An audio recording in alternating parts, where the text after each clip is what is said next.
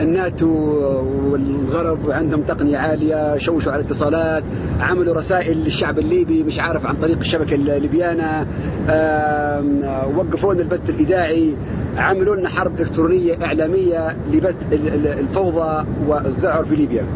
وأيضا سربوا من خلال البحر ومن خلال سيارات مدنية عصابات المخربين إلى داخل البلاد، وقاموا بأعمال شوشرة. وشفتوا كيف الشعب الليبي هب بالكامل، رجال ونساء ومواطنين، وقاموا بكسر العمود الفقري للمتمردين والجردان والعصابات أمس واليوم. والآن هنقوم بجولة في مدينة طرابلس في الأماكن الأكثر سخونية، وتشوفوا أن الأمور تمام والوضع تمام جدا. فنطمئن ونطمئن العالم كله أن الأوضاع في ليبيا ممتازة جدا والحمد لله. الناس كلها تحكي عن طرابلس. يلا الآن احنا الآن هنقوم بجولة في مدينة طرابلس في أكثر الأماكن اللي هم يتكلموا فيها أن فيها المعارك واشتباكات. الآن هاي كل مسموك إلى المحكمة الجنائية. طز في المحكمة الجنائية. كله بيشتغل فيها. يلا هاي فلوسي السيارة وقت نبو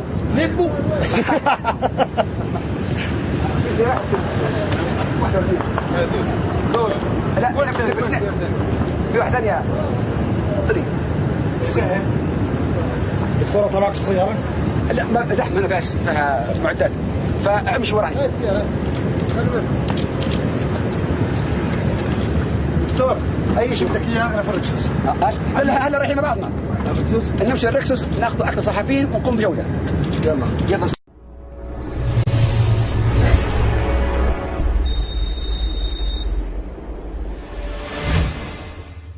Live direct from Moscow, Russia's capital. This is RT, where it's 3 o'clock in the morning. Now, reports of heavy gunfire and explosions are reported in the Libyan capital. According to rebel commanders, the firing signals the start of a final onslaught on Gaddafi's stronghold. But eyewitnesses on the ground say it is all misinformation. For more on the actual situation there, we can cross live to Madi Nazem Roaya, a political analyst who is in Tripoli for us. Now, Madi, can you confirm the reports that there is heavy gunfire right now and shelling in Tripoli? There is gunfire, but it's sporadic, it's not organized, and it's meant to deliberately break down the morale of the population. The main point of the attacks in Tripoli, which are sporadic, is to break down the morale here and cause panic. In fact, the media here at the Rexus Hotel where I stay at, actually it's called the Swisson now, has been part of this disinformation campaign. They're talking about airlifts. The media is talking, quoting the International Organization for Migratory Workers. They're quoting them and saying migratory workers here want to flee. That is not true at all. They just want to feed the panic here and make the regime collapse. Okay, now you mentioned this disinformation campaign. Could the reports be deliberate disinformation spread by NATO, and who else could be involved? The mainstream media would happen to be involved. I can tell you right now, Reuters put out a release that was widely quoted, saying that one Indian, for example, citizen who was killed here, or from Bangladesh, I'm sorry, one foreign national was killed here a few days ago when NATO was intensely bombing civilian infrastructure. And they didn't mention the civilian infrastructure, I want to add. Well, they quoted that this foreign national was a security guard. This was misinformation. This was not correct. It was changed later. They have been fueling and feeding the psychological war against this country. They want Tripoli to be in panic. That's the whole aim. There's snipers here that are attacking people. There's no aim here, no organized aim. There's snipers attacking people, and there's terrorist attacks here. This is just meant to cause trauma here and make people panic. And that's the truth. Okay, now the rebels faced annihilation back in March before NATO stepped in. Right now they're approaching Gaddafi's strongholds, arguably only thanks to coalition airstrikes. When NATO ends its intervention, won't that leave a massive military power vacuum in the country, or could the alliance be planning to stay just like it's doing in Iraq and Afghanistan? Let's not use the word airstrikes. Let's use the word bombardment of civilian infrastructure. They've been bombing all the civilian checkpoints that are mostly are protected and manned by volunteers. It's NATO that's been doing all the fighting. So when the media says the insurgents are moving in, or the so-called rebels or revolutionaries, whatever you want to call them, that is not correct. It's NATO that's doing all the hard work here. and they will not come into Tripoli. The population here will oppose them, but they want this city to be on the brink of collapse because of the psychological war. Can you repeat the rest of that question? Well, actually, my question now is, you're saying that it's NATO that is doing the bombing. Does that mean that the rebels themselves are directed by NATO and that they really have to follow NATO's hard line, if you will, if they do gain control? Absolutely. They coordinate with NATO. NATO is trying to deny this, but they're NATO's proxies on the ground here. This is a NATO operation. NATO has bombed the Mint here. NATO has bombed the hospitals here. NATO has bombed... Why would NATO bomb the checkpoints guarding the city?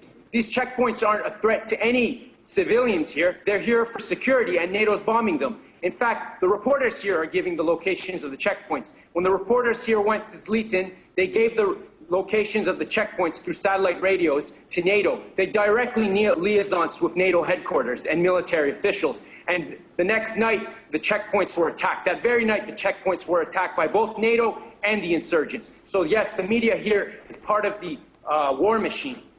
All right, and thank you very much. That was Madi Nazemuraya, who is in Tripoli for us right now. We'll keep you up to date as more information becomes available.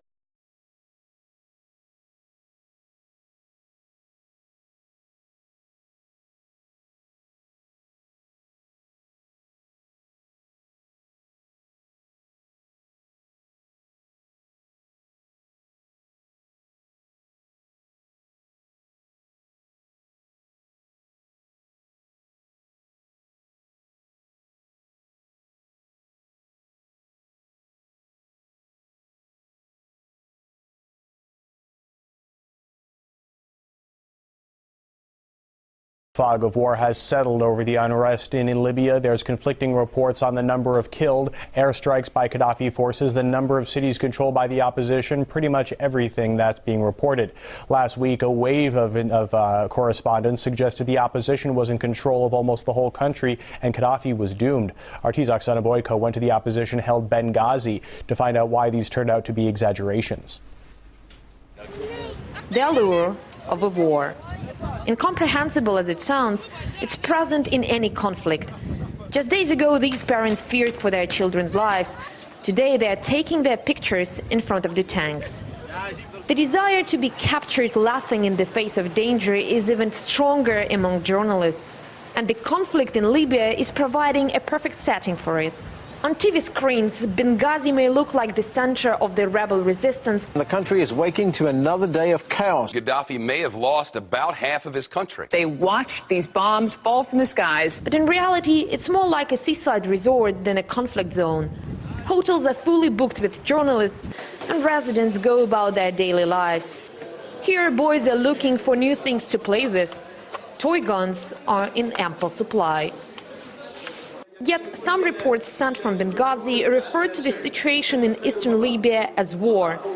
Not a conflict zone where rebels are engaged in sporadic and isolated pitched battles with pro-Gaddafi forces, but an all-out war.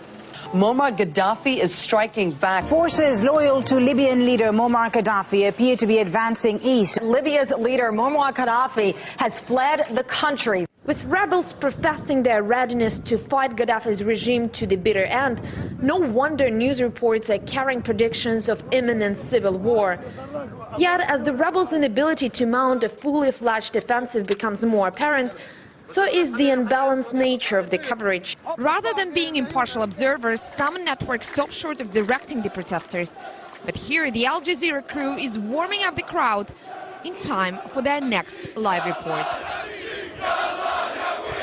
Jinan Musa was one of the first reporters to arrive in Benghazi. For several days, she's been traveling with the rebels about 200 kilometers west of the city. At some point, the pro-government forces opened fire at her crew, a focal point of her report. There's a war going on, and whether we like it or not, there's a front line, you know, and there are people with guns, and there are two sides fighting. News channels know that gunfire and explosions make for strong TV, but they also can't help to blow things out of proportion. And with journalists unable to report freely from Tripoli and other Gaddafi-controlled parts of Libya, some can find themselves sucked in by the rebel sides of the story. The rebels are just opening up to journalists. They just love them, and just whenever they take one city, we go with them, and then we go into the other city. But reporters need rebels too. Here in the opposition's press center in Benghazi, internet access is unrestricted and the coffee available 24 hours. The message is on the wall and sometimes finds its way into reports. Recent reports are saying that government forces, meaning Gaddafi's forces, bombed a weapons depot in one of these, on the edge of one of these cities. The weapons depot had already been taken over by the rebels, and it was a government weapons depot to begin with. The rebels took it over, but when Gaddafi bombed it, then, of course, he was the enemy and he was the dictator and he's the terrorist. If Canadian forces marched into Washington, D.C. and took over the Pentagon and we responded, nobody would call the American government a terrorist government for protecting our own interests. Many people think that being a war correspondent takes a lot of courage and hard work, but actually often it's much easier and far more enjoyable than routine journalistic assignments, especially when the receiving side is so accommodating. The problem here in Benghazi is that some reporters became not only part of the story, but its main driving force. And instead of hoping that full-blown confrontation and bloodshed could be averted, they're almost calling for it. Oksana Boyka, RT, Benghazi, Libya.